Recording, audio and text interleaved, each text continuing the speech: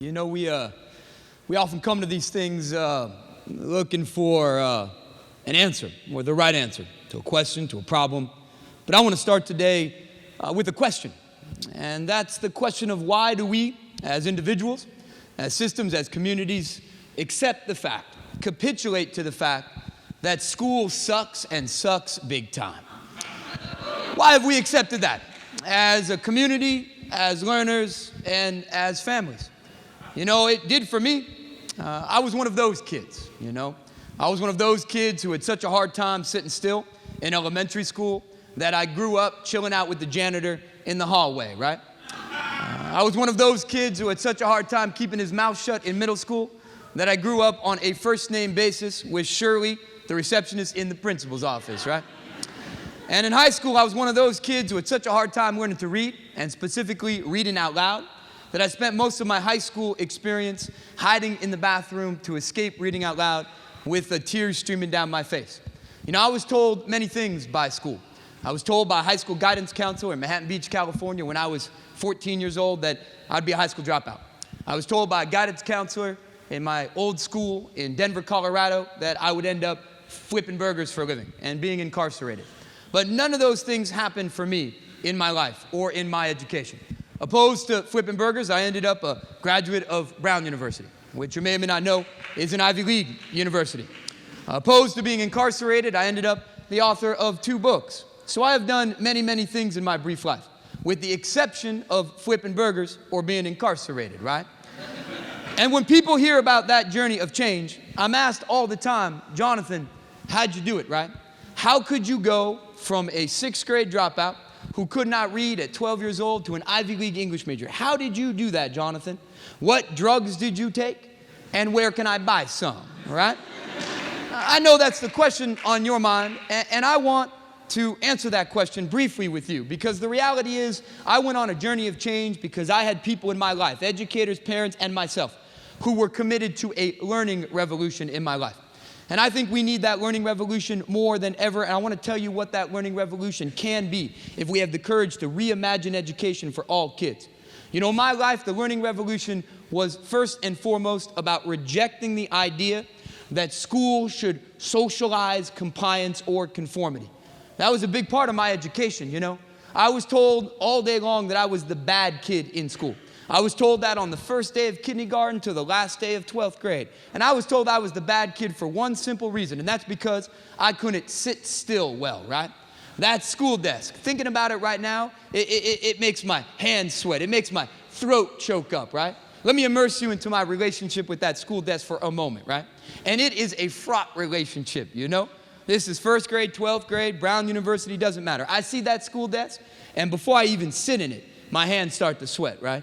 My face gets all red because I know after 5 seconds at that school desk, my foot's gonna start bouncing, right? 10 seconds at the desk, both feet start bouncing. 15 seconds at the desk, oh, I'm gonna bust out those drums, right? 15 minutes at the desk, oh, it is all over. I'm the kid trying to take my leg and put it behind my neck, right? And that young person is shamed. Because a core part of education is the good kid is the compliant kid, and the good kid sits still. And I was shamed for that. You know, I had many gifted teachers in my life. I had a teacher named Mrs. C. Many teachers who I'm going to celebrate today, Mrs. C is not one of those, right? My foot would be bouncing. She would stop class. She would point at me, and she would say at the top of her lungs, Jonathan, what is your problem, right? The learning revolution starts with rejecting that idea. If you don't sit still, you got a problem. Rejecting that idea that school should be about socializing compliance and conformity. It starts with embracing the idea that often the kid in the hallway is the next CEO in the boardroom, right?